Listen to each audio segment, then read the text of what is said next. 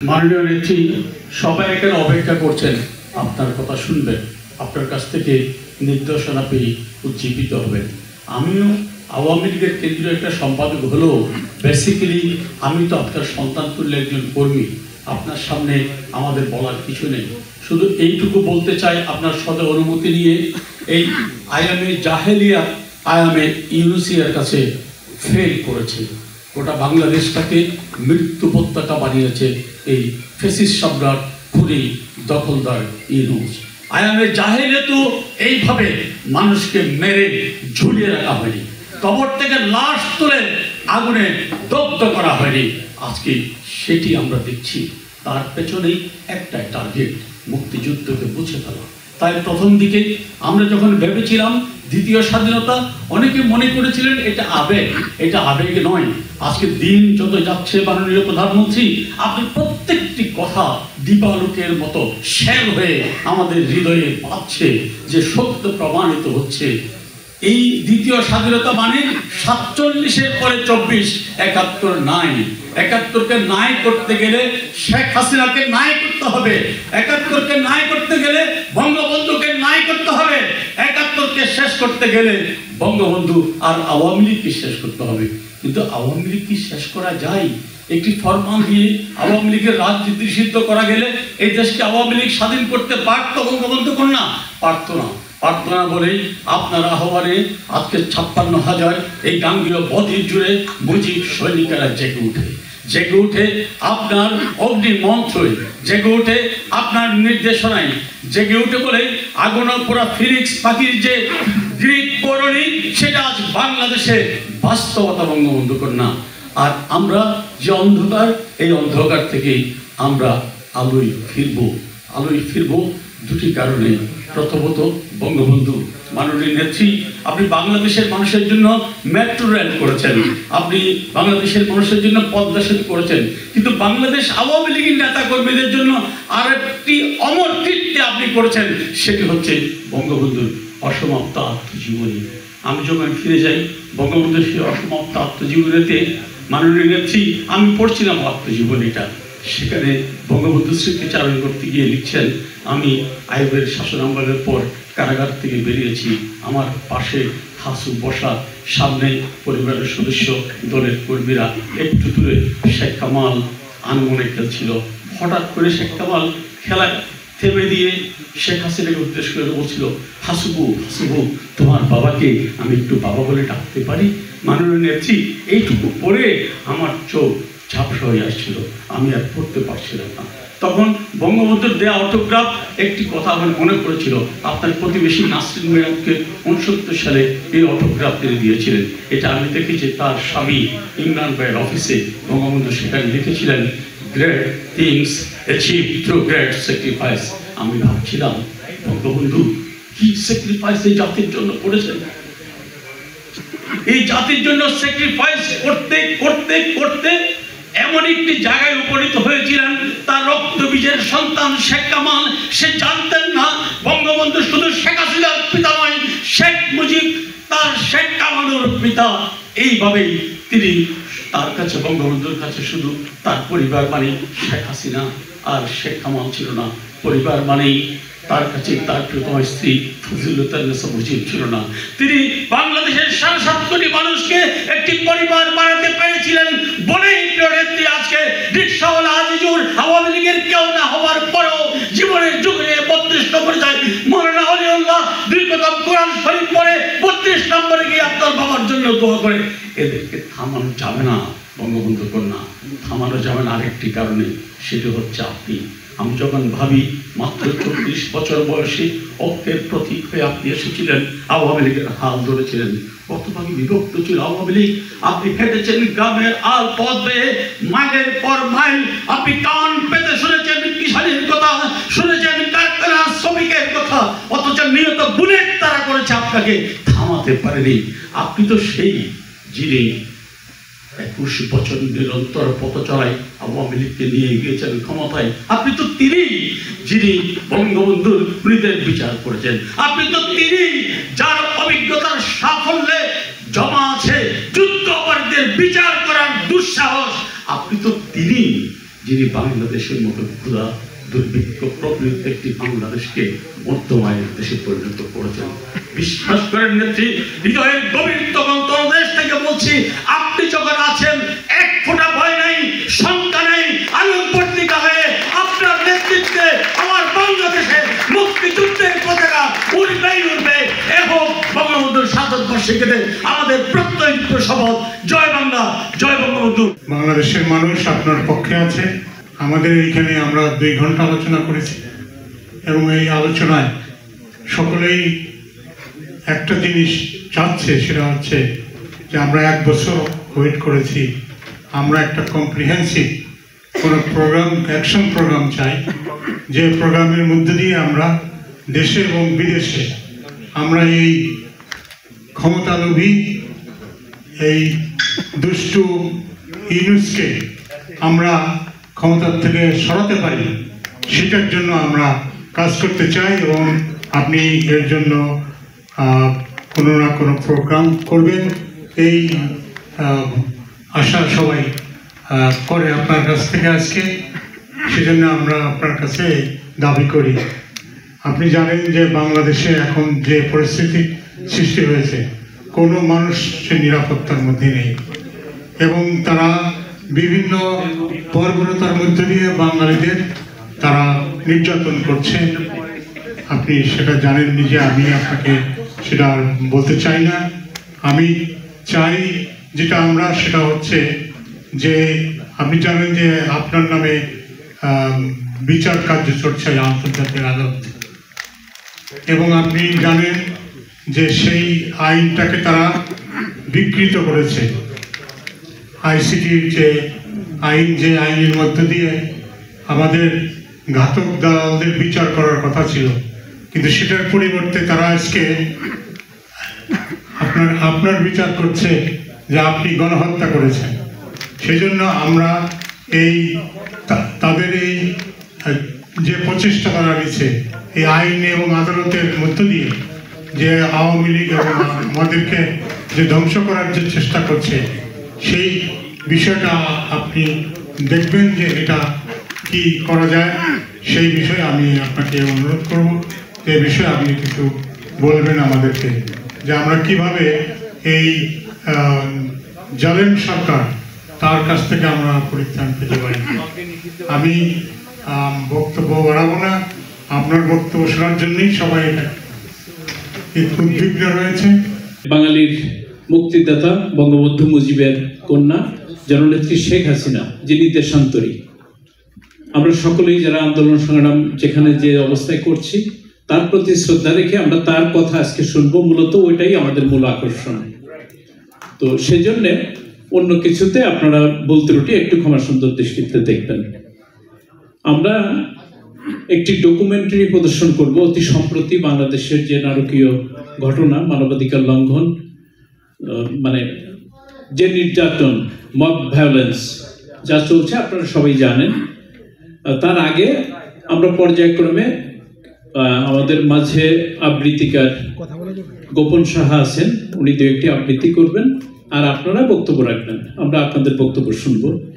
আজ শেখ হাসিনা মঞ্চ থেকে আমি মহসিনা জান্নাত রিমি, মেট্রো ওয়াশিংটনের সাংগঠনিক সম্পাদক বলছি। আমি গভীর শোক প্রকাশ করছি 15ই আগস্ট 1975 সালে যেই হায়ানারা আমাদের বঙ্গবন্ধু, বাংলার বন্ধু, যিনি বাংলাদেশের নেতা, উনি শুধু আওয়ামী লীগের নেতা নন, উনি সার্বজনীন নেতা, যারা এখন দলীয়ভাবে আলাদা করে দেখছে এটি সঠিক ইতিহাস নয়। ইতিহাসকে কলুষিত করতে যারা যাচ্ছে তারা 1971-এর পরাজিত শক্তি। আমরা যারা মুক্তিযুদ্ধের সপক্ষের শক্তি এখানে আছি, আমি গর্ব করে বলি আমি একজন বীর মুক্তিযোদ্ধার সন্তান। এখানে উপস্থিত সকল বীর মুক্তিযোদ্ধাদের আমি বিনম্র শ্রদ্ধা জানাই। আমি ছোট মুখে আজ একটি বড় কথা বলবো। সমসাময়িক পরিস্থিতি সবাই জানেন, সংক্ষিপ্ত বক্তব্য এই জন্য বলছি। আপনাদের সকলকে ঐক্যবদ্ধ হয়ে কাজ করতে হবে। ঐক্যের কোনো বিকল্প নেই। বাংলাদেশে শেখ হাসিনার কোনো বিকল্প নেই। আপনারা ইতিমধ্যে জেনে গেছেন শেখ হাসিনার বিকল্প শেখ হাসিনা। এই জন্য ওনাকে আবার ফিরিয়ে আনতে আমরা যত তাড়াতাড়ি ঐক্যবদ্ধ হব, বিজয় আমাদের তত সন্নিকটে। যত আমরা ঐক্যবদ্ধ হব না, আমাদের নিজেদের মধ্যে পথ ভেদাভেদ না ভুলবো, সেগুলো নিয়ে মারামারি কাটাকাটি করব, আমাদের বিজয় ততটা পিছিয়ে যাবে। সেজন্য আমি আবারও আপনাদেরকে বিনীত অনুরোধ করছি, আপনারা আপনাদের তৃণমূলকে জাগ্রত করেন, সবার সাথে যোগাযোগ করেন। আমি এই মঞ্চ থেকে, শেখ হাসিনা মঞ্চ থেকে আমি ঘোষণা দিতে চাই, আমার নরসিংদী 3 নির্বাচনী এলাকা সব তৃণমূল সংঘবদ্ধ, ঐক্যবদ্ধ এবং বর্তমানে ঢাকায় অবস্থান করছে। ধন্যবাদ সবাইকে। জয় বাংলা, জয় বঙ্গবন্ধু। আজকে অনুষ্ঠানের প্রধানমন্ত্রী সুবিধার বক্তব্য রাখবেন বাংলাদেশের বারবার নির্বাচিত মাননীয় প্রধানমন্ত্রী, আমাদের প্রবাসীদের শেষ ঠিকানা, আমাদের প্রবাসীদের শেষ আশ্রয়স্থল, তিনি আমাদের মায়ের মতো প্রাণপ্রিয় নেত্রী জননেত্রী শেখ হাসিনা মূল্যবান বক্তব্য রাখবেন। আমি সর্বপ্রথম এই শ্রদ্ধার সাথে স্মরণ করছি জাতির পিতা বঙ্গবন্ধু শেখ মুজিবুর রহমানকে। আমি শ্রদ্ধা করে স্মরণ করছি জাতির পিতা বঙ্গবন্ধু সহ বঙ্গবন্ধু পরিবারের 18 জন সদস্য সেদিন শাহাদাত বরণ করেছিলেন। আমি তাদের শ্রদ্ধা করে স্মরণ করছি। আমি শ্রদ্ধা করে স্মরণ করছি 1971 সালে যারা জাতির পিতা রাহবারে দেশের জন্য জীবন দিয়েছিলেন, আমি তাদের শ্রদ্ধা করে স্মরণ করছি। আমি শ্রদ্ধা করে স্মরণ করছি 1952 ভাষা আন্দোলন থেকে অদ্যবধি যারা দেশের জন্য জীবন দিয়েছেন, আমি তাদের শ্রদ্ধা করে স্মরণ করছি। সংগ্রামী সাথী বন্ধুরা, মূল্যবান বক্তব্য রাখবেন আজকে মাননীয় প্রধানমন্ত্রী জননেত্রী শেখ হাসিনা। আমি শুধু খুনি ইউনূস, এই ফেরাউনি ইউনূসের 2টি কথা বলে আমার বক্তব্য শেষ করব। আপনারা জানেন আজকে বাংলাদেশ নরকে, আজকে বাংলাদেশ জঙ্গিবাদের হাতে, আজকে বাংলাদেশকে জঙ্গিবাদের রাষ্ট্র হিসেবে এই প্রতিষ্ঠিত করেছে এই খুনি ইউনূস, এই ফেরাউনি ইউনূস। আজকে বাংলাদেশ টুকাইদের হাতে, আজকে বাংলাদেশ রাজাকারদের হাতে, আজকে বাংলাদেশ জঙ্গিবাদের হাতে। সেই জঙ্গিবাদের হাত থেকে আমাদের প্রাণপ্রিয় নেত্রী বলেছেন আমাদের সকলেই ঐক্যবদ্ধ হয়ে এই জঙ্গিবাদের হাত থেকে আমাদের বাংলাদেশকে উদ্ধার করতে হবে। তার জন্য প্রয়োজন আমাদের দেশের বিদেশে আমরা যারা এখানে আছি সবাই ঐক্যবদ্ধ হয়ে কাজ করতে হবে। সংগ্রামের সাথে বন্ধুরা, আজকে বাংলাদেশে এই আওয়ামী লীগের হাজার হাজার নেতা কর্মীদেরকে এই খুনি ইউনূস, এই সূক্ষ্ম ইউনূস নির্বিচারে হত্যা করছে। আজকে আপনারা দেখেন নদী এবং খালে বিলে আজকে মাছ পাওয়া যায় না, শুধু লাশ পাওয়া যায়, লাশের পরে লাশ। ছাত্রলীগ, যুবলীগ, আওয়ামী লীগের লাশ, সাংবাদিক ভাইদের লাশ। আপনারা জানেন আমাদের পৃথিবী সৃষ্টির পরে আদমের অবস্থান থেকে অদ্যাবধি যে ঘটনা ঘটে নেই, যেটা ফেরাউন করে নাই, জমরুদ করে নাই, সেটা কিন্তু খুনি ইউনূস করেছে। এই কাফের আমাদের একজন মুসলমান ভাইদেরকে কবর থেকে উঠিয়ে নিয়ে এসে তার মরদেহ জ্বালিয়ে দিয়েছে। সংগ্রামী সাথী বন্ধুরা, এই খুনি ইউনূসের বিচার ফাঁসি দিয়ে শেষ হবে না। তাকে ফুটবলের মতো লাথি মেরে মেরে বাংলাদেশে হত্যা করা হবে। তার বিচার করবেন কে? যেভাবে আমাদের প্রাণপ্রিয় নেত্রী জননেত্রী শেখ হাসিনা বঙ্গবন্ধু হত্যাকারীকে বিচার করেছিলেন, রাজাকারদের হত্যা করেছিলেন, ঠিক তেমনি ভাবে এই খুনি ইউনূসের বিচার শেখ হাসিনা বাংলাদেশে করবেন। আসুন সবাই ঐক্যবদ্ধ হবে। আমরা যতদিন পর্যন্ত আমাদের প্রাণপ্রিয় নেত্রী জননেত্রী শেখ হাসিনা সসম্মানে দেশে না ফিরবেন, আমরা দেশে বিদেশে আমাদের আন্দোলন চালিয়ে যাব। সবাইকে ধন্যবাদ জানিয়ে আমার অতি সংক্ষিপ্ত বক্তব্য এখানে শেষ করছি। পরিশেষে প্রাণপ্রিয় নেত্রী জননেত্রী শেখ হাসিনার দীর্ঘায়ু কামনা করি। জয় বাংলা, জয় বঙ্গবন্ধু। আমরা প্রফেসর ইউনূসের নেতৃত্বে মবক্রেসি এবং অটোক্রেসিকে নির্মূল করে জননেত্রী শেখ হাসিনার নেতৃত্বে জাতির পিতার স্বপ্নের বাংলাদেশ গড়ার অঙ্গীকার আজ আমরা গ্রহণ করব। আজ আমরা গ্রহণ করব এমন একটি শপথ, অর্থাৎ বাংলাদেশ আওয়ামী লীগকে নির্মূল করার যে গভীর ষড়যন্ত্র চলছে বাংলাদেশে, বাংলাদেশ আওয়ামী লীগ জন্মের পরের থেকেই বাংলাদেশ আওয়ামী লীগকে নির্মূল করার বিভিন্ন সময় ষড়যন্ত্র হয়েছে। আজকের দিনে আমি এইটুকু বলতে চাই, আমার সকল সহযোদ্ধা বন্ধুদের প্রতি আমার আবেদন রাখতে চাই, অতীতেও আমরা বিভিন্ন সময়ে এই ধরনের ষড়যন্ত্র মোকাবেলা করেছি, কারণ আমাদের হাত রক্তাক্ত নয়। আমরা জাতির পিতা বঙ্গবন্ধু মুজিবের উত্তরসূরি, আমরা শের বাংলায় আবুল কাসেম ফজলুল হকের উত্তরসূরি, আমরা হুসেন শহীদ সোহরাওয়ার্দীর উত্তরসূরি, আমরা মজলুম নেতা মৌলানা আব্দুল হামিদ বাসানির উত্তরসূরি। আমরা এই বাংলাদেশ থেকে পশ্চিমা পাকিস্তানি হায়দারদেরকে তাড়িয়েছি।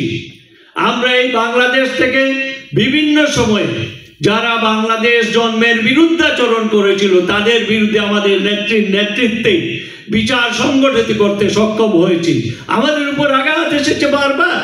আমরা জিয়া নই, আমরা এরশাদ নই, আমরা বিশ্বাসঘাতক গোলাম আজম নই, আমরা জাতির পিতা বঙ্গবন্ধু মুজিবের উত্তরসূরি।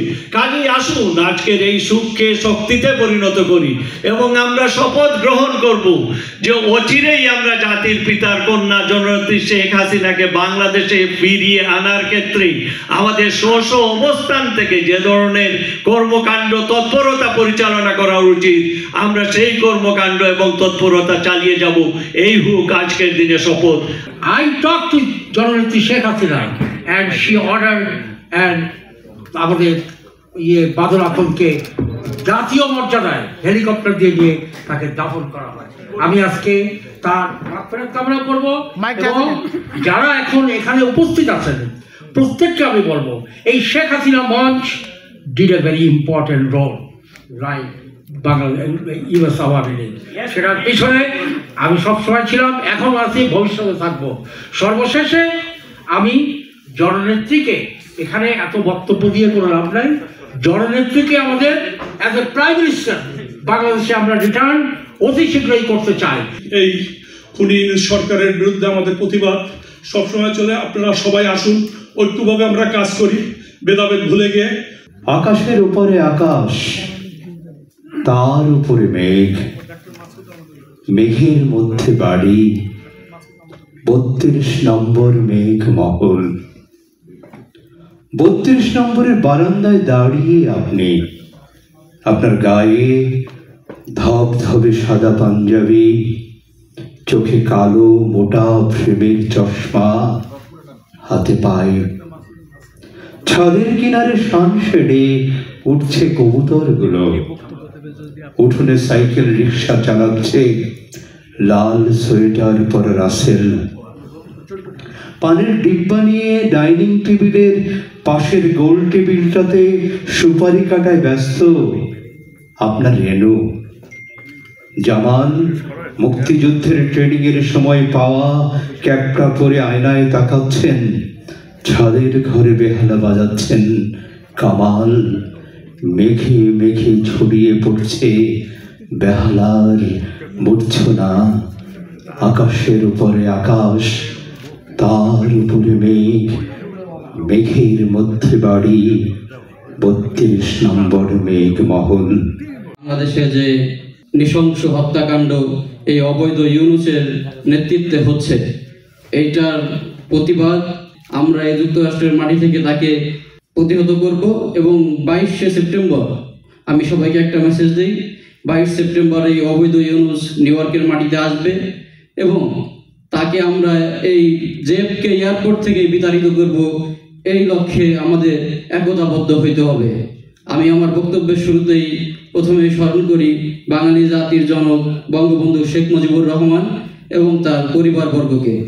এখানে বক্তব্য দেওয়ার কিছু নাই, অনেক সিনিয়র নেতৃবৃন্দ বক্তব্য দিবে।